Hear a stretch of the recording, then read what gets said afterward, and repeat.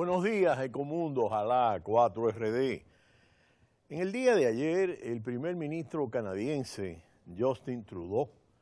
visitó la Casa Blanca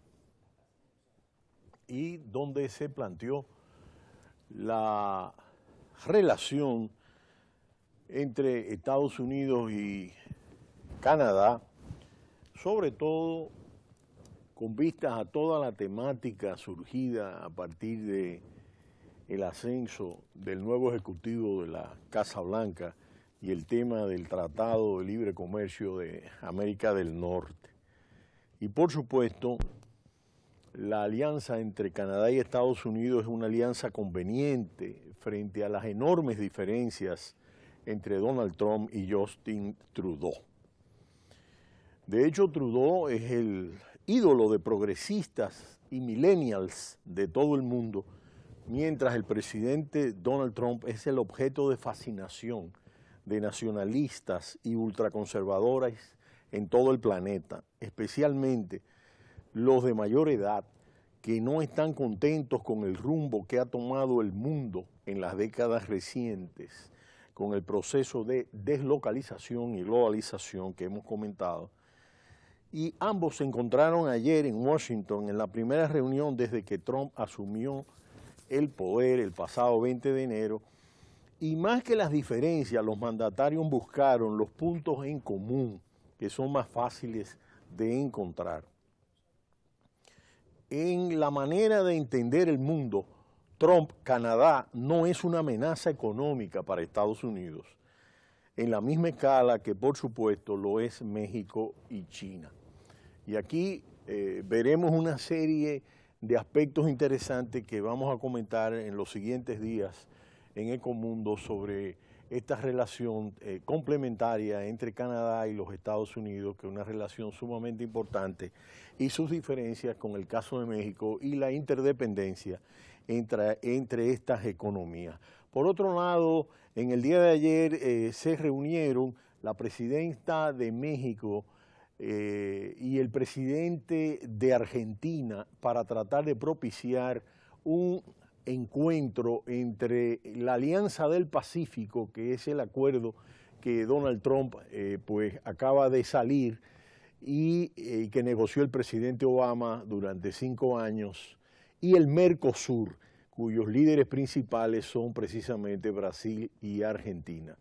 La Bachelet y Macri se encontraron ayer y ese fue un punto de referencia importante. Mercosur está negociando un acuerdo con la Unión Europea y se ha motorizado este nivel de integración y se espera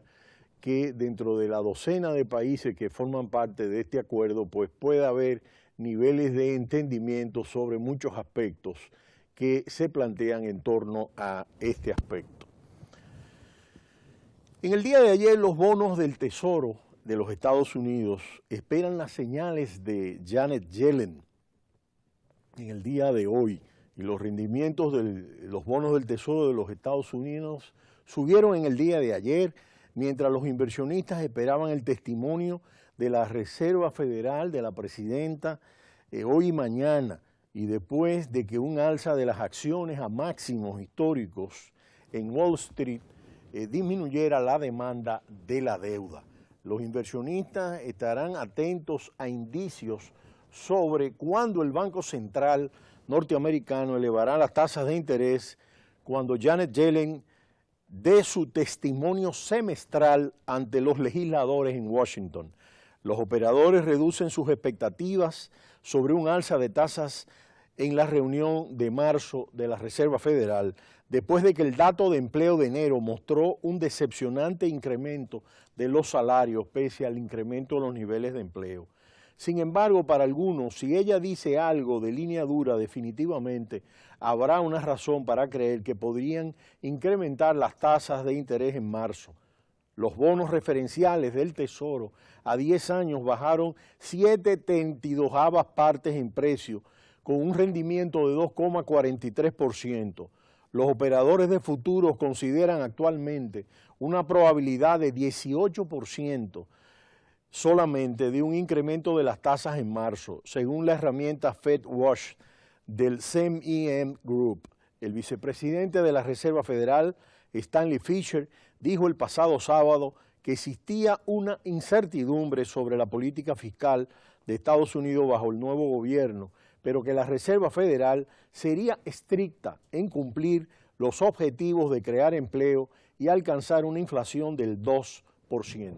Vamos arriba y continuaremos analizando estos aspectos importantes de esta reunión de la Reserva, de este discurso de la presidenta de la Reserva Federal de los Estados Unidos. Un alza de las acciones en Wall Street a niveles récords máximos y un yen debilitado también presionaron al mercado de deuda. Los bonos son vistos como un activo de refugio y ganan atractivo cuando los inversionistas tienen una tendencia a la aversión al riesgo. El vicepresidente de la Reserva Federal, Stanley Fischer, manifestó en declaraciones a la Cumbre de Economía de Warwick el pasado sábado que cree que la ley Dodd-Frank de regulación financiera no sería derogada en su conjunto y que espera que los requisitos de capital para los bancos no sean reducidos significativamente, pero puede haber algunos ajustes a la misma. Recortar, dice, significativamente los requisitos de capital reduciría la seguridad del sistema financiero y espera que esto no suceda. La regulación Dodd-Frank, tal y como hemos explicado en Ecomundo, se aprobó en 2010 después de la crisis financiera 2008-2009 e incluyó una norma que exige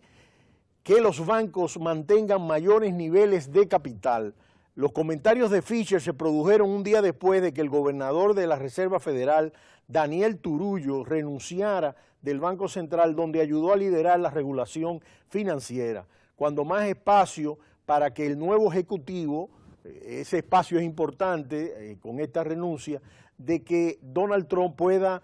reformular el equipo de los 12 gobernadores que forman la FED, que decide la política monetaria. El nuevo presidente estadounidense ordenó la semana pasada revisar las principales reglas bancarias, como explicáramos en Ecomundo, que se pusieron en marcha después de la crisis financiera de 2008, atrayendo críticas encendidas a nivel local e internacional, celebrado por el sector financiero en Wall Street, elevando el valor de las acciones bancarias por las expectativas de que se acerque una relajación de la regulación bancaria y de la propuesta de reducir los impuestos anunciada por el nuevo ejecutivo Donald Trump. Expectativas de inflación en Estados Unidos alcanzaron su mayor nivel desde mediados del 2015 y esta información dada a conocer en el día de ayer es una medida de las expectativas de inflación que avanzó por segundo mes consecutivo en enero, a su mayor nivel desde mediados del 2015, según un sondeo del Banco Central de la Reserva Federal de New York, divulgado en el día de ayer, la cual reforzó la opinión de que las tasas de interés seguirán subiendo. La encuesta de expectativa de los consumidores, una medición de los precios cada vez más influyentes para el Banco Central estadounidense, mostró que las previsiones de inflación a un año avanzando a un 3% desde el 2,8% en diciembre y 2,5% en noviembre. La expectativa para 3 años fue del 2,9% desde el 2,8% en el mes previo. Ambos incrementos tuvieron una base muy amplia, pero mayor entre los más jóvenes y de ingresos más altos, aseguró la Reserva Federal de Nueva York. El sondeo, que comenzó a realizarse hace 3 años y medio, tocó sus mínimos el año pasado. La Reserva Federal ha subido las tasas de interés en 2 ocasiones en los últimos años, pero las autoridades del Banco Central predicen incrementos más rápidos este año 2017, ya que el bajo desempleo y los esperados estímulos fiscales continuarán impulsando los precios. Tal y como hemos explicado, la inflación se ha mantenido por debajo de la meta de 2% del Banco Central luego de la gran recesión 2008-2009, pero las expectativas han incrementado desde las elecciones del 8 de noviembre. El estado de situación de la economía al final del mandato de Obama y las expectativas generadas en torno a las promesas del nuevo presidente electo, mientras el FMI mantiene su optimismo sobre la economía de Estados Unidos en el corto plazo. la directora del Fondo Monetario Internacional, Christine Lagarde, se mostró optimista el pasado domingo sobre el crecimiento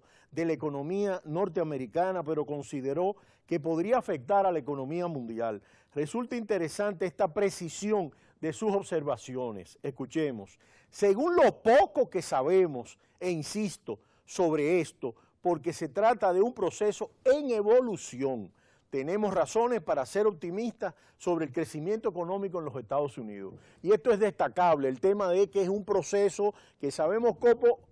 y que está en evolución.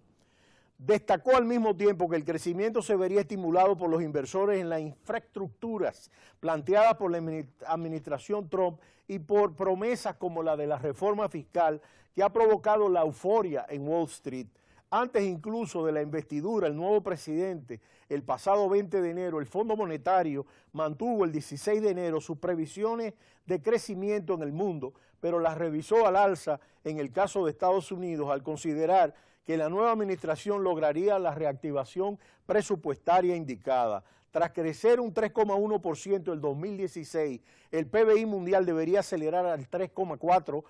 este año 2017 y al 3,6% en 2018. Según el Fondo Monetario Internacional, que siguió advirtiendo contra el proteccionismo económico, el dólar al mismo tiempo evoluciona de una manera que hace prever una subida de las tasas de interés por parte del Tesoro de los Estados Unidos, advirtió Lagarde, lo que incrementaría la presión sobre la economía del resto de los países, especialmente de las pequeñas economías emergentes en el pago de su deuda. En el día de ayer el Senado confirmó, y esto es importante, a Steven Mnuchin como secretario del Tesoro de los Estados Unidos. El Senado de Estados Unidos confirmó al ex banquero de Goldman Sachs, Steven Mnuchin, como secretario del Tesoro, un cargo desde el cual liderará los esfuerzos del gobierno de Donald Trump para reformar los impuestos y eliminar las regulaciones financieras.